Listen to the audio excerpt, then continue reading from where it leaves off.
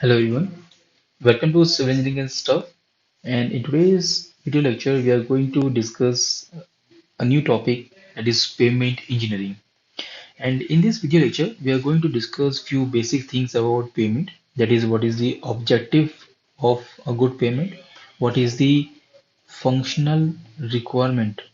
What is the functional requirement of a good pavement? And what are the different types of pavement available?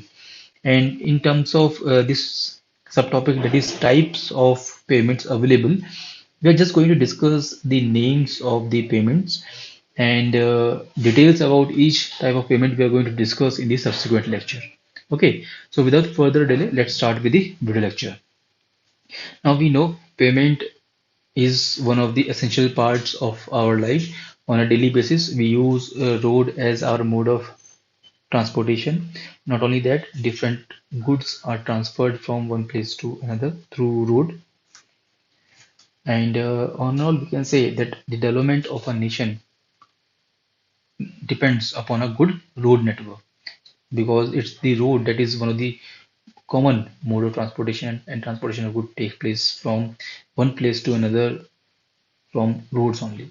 Right? So it's a very essential part of our life, and it's an engineered structure that is constructed to serve a very specific purpose, that is to transfer goods from one place to another. Now, what is the objective of a good payment? What is the objective of a good payment? Now, as a user, what do you want? You want that whatever road you are using, the road which you are using as your mode of transportation, you get a good riding quality. That is, you face least rolling resistance. And during the movement, whatever load that is being applied on the pavement, the road should be strong enough to transfer this load that is applied to the tires of the vehicle, to transfer the load to the natural ground surface without any deformation. So the first objective of the pavement is that it should be stable and non-yielding. This means it should not deform under the application of loads, and it should not yield under the application of load through heavy wheels of the tire. And during the movement over the road, the user should feel the least rolling resistance. This means it should get a good riding comfort.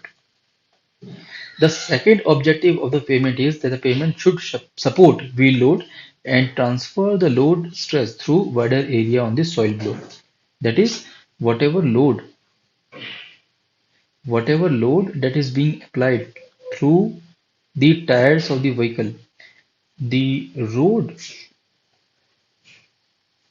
should be capable enough to transfer this load to a wider region or transfer the load to the natural ground surface.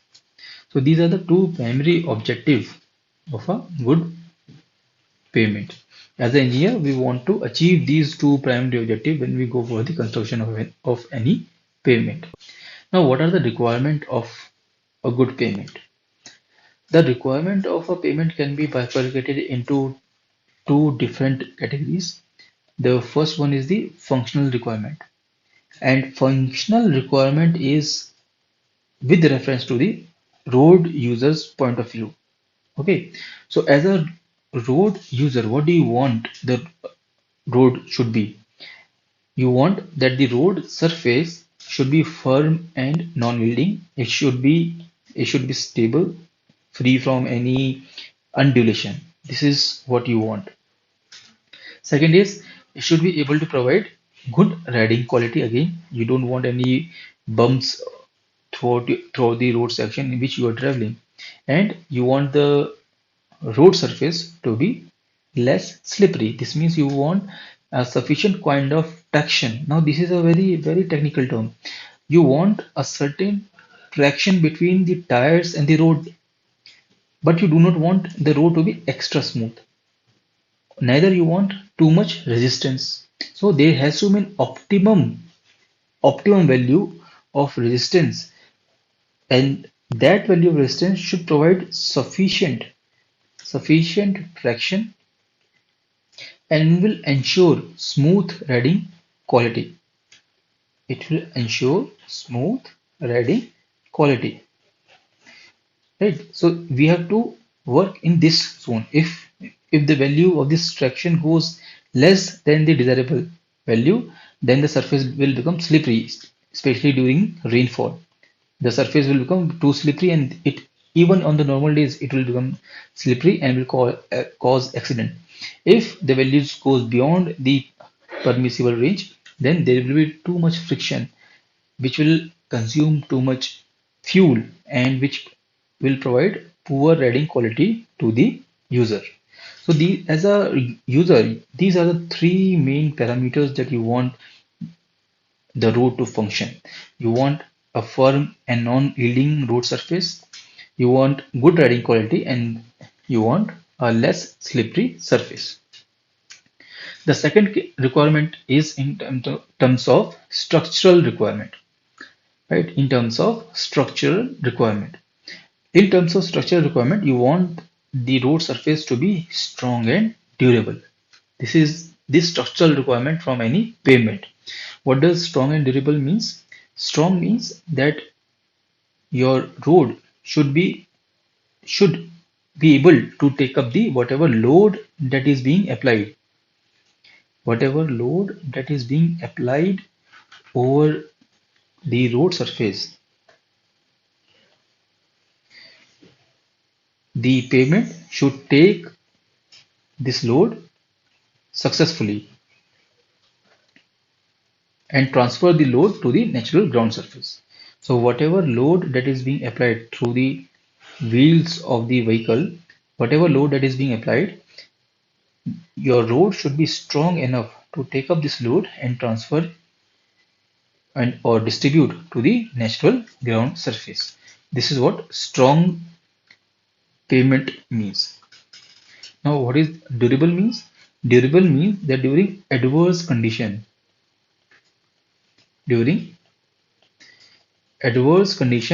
the structural integrity of the road should remain intact. Adverse condition means like we have snowfall or the frost action. We have extreme extremely hot weather. So under extreme weather conditions or extreme climatic conditions, your road should perform in a satisfactory way. The structural integrity of the road should remain intact. Right? This is what durability means. Right? When your road surface or when anything works perfectly fine in extreme conditions, then we can say that that thing is durable. Okay. So we want our pavement to be strong and durable. Okay, and this strength and durability is provided by constructing the road eh, into a multi-layered structure. We are going to discuss about this multi-layered structures when we are going to discuss the different when we are going to discuss in detail about the different types of payments. Now talking about the types of payment, broadly speaking, there are two types of payment: flexible payments and rigid payments. Flexible payments are identified by less flexure strength, and to compensate this flexure strength, these are constructed in number of layers. These are constructed in number of layers to compensate this lack of flexure strength, and there is certain kind of flexibility in these payments. That's why called as flexible payments. Flexibility means that over the road surface, as and when a load is being applied, there will be there will be a deformation that will take place, and as soon as this load is removed, that is the wheels move ahead, there will be regain in the shape of the pavement. Okay, so this flexibility is there in the flexible pavement. That's why called as flexible payments. Then we have the rigid payments, and these rigid payments have their own flexure strength, have their own flexure strength. Number of layers in which the rigid pavements are constructed is much lesser than that what the flexible pavements are constructed. Okay, the number of layers in rigid pavements are lesser than flexible pavements because they have their own flexure strength, right? So the whole purpose for constructing the rigid pavement in number of layers is just to provide the drainage provision and to provide extra safety. That's it. Broadly, these two are the different types of pavement that are available. Apart from that, there are the semi-rigid pavements or composite pavements, which are combination of these two, like two layers of rigid pavements and two layers of flexible pavements. Like that, combinations are used for constructing these semi-rigid pavements and composite pavements. Then we have the interlocking cement concrete block pavements, right, which are again used in areas where we have poor natural soil available. We are going to discuss in brief about these two, and in subsequent lectures, thorough discussion on flexible pavements and rigid pavements will be done. Okay.